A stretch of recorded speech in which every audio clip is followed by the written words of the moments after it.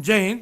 एक तो सेना भर्ती नहीं आ रही है, दूसरे सेना भर्ती के फिजिकल और मेडिकल में पास लड़कों को ये कह दिया जाए कि आप सेना भर्ती के रिटन एग्जाम में नहीं बैठ सकते हैं क्योंकि आपका एजुकेशन सर्टिफिकेट अमान्य है।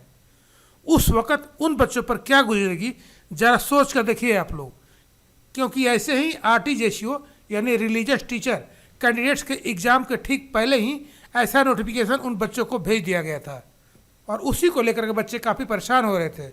उनको समझ में नहीं आ रहा था कि वो करे तो क्या करे और नहीं करे तो क्या करे। बच्चे पूरे भारत में घूम घूम करके धरने प्रदर्शन भी कर रहे थे, यहाँ तक कि स्टेज पर बैठे जिम्मेदार लोगों को भी अपनी बातें बता रहे थे, पर कहीं से भी उन बच्चों के किसी भी प्रकार का पॉजिटिव रिप्लाई नहीं मिल रहा था।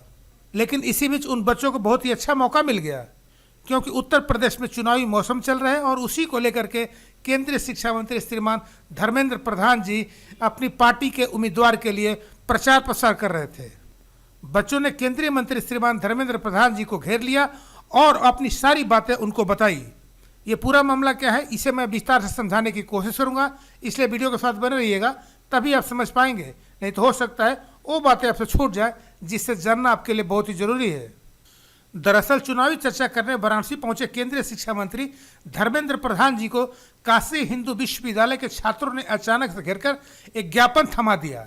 सेना में धर्म गुरु पद के लिए शास्त्री की डिग्री को स्नातक की मान्यता से जुड़ा यह ज्ञापन था।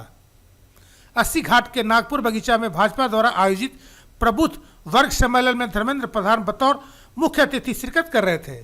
कार्यक्रम खत्म होते ही BSU के SVDV संस्कृत विद्या धर्म निकेतन संकाय छात्रों का एक दल उनके पास तक जा पहुंचा। छात्रों ने कहा कि धर्म गुरु पद के लिए सेना में हर साल भर्ती होती है, मगर सेना ने शास्त्री डिग्री धारकों को धर्म गुरु पद के लिए अयोग्य करार दिया है।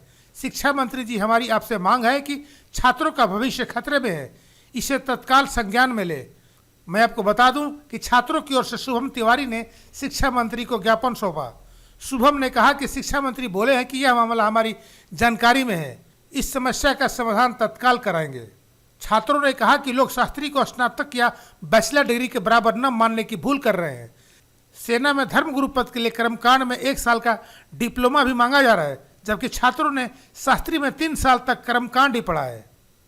यह तो ठीक वैसे ही है जैसे कंप्यूटर साइंस से बीटेक करने के बाद कोई DCA या PGDCA का कोर्स करे। छात्रों ने शिक्षा मंत्री के सामने अपना गुस्सा जाहिर करते हुए कहा कि शास्त्री को मान्यता न देना देवभाषा संस्कृत और उसे बोलने वालों का अपमान है। इसका दुख पूरे भारतीय समाज को होगा। पिछले साल इसी विज्ञापन के आधार पर शास्त्री और आचार्य उपाधि पर भी भर्ती हुई थी। शास्त्री किए हुए उम्मीदवार अब सेना में धर्म गुरु पद पर काबिज है, क्या वे भी अयोग्य है? शास्त्री को स्नातक न मानना भारत के राजपत्र का अपमान है। यहाँ तक कि हमारा आवेदन स्वीकार कर फिजिकल, मेडिकल और डॉक्यूमेंट वेरिफिकेशन सब कुछ करने के बाद एडमिट कार्ड दिया गया। इसके बाद भर्ती में शास्त्री को स्नातक की तरह न मान्यता दे पाना एक बड़ी समस्या की ओर इशारा कर रहा है।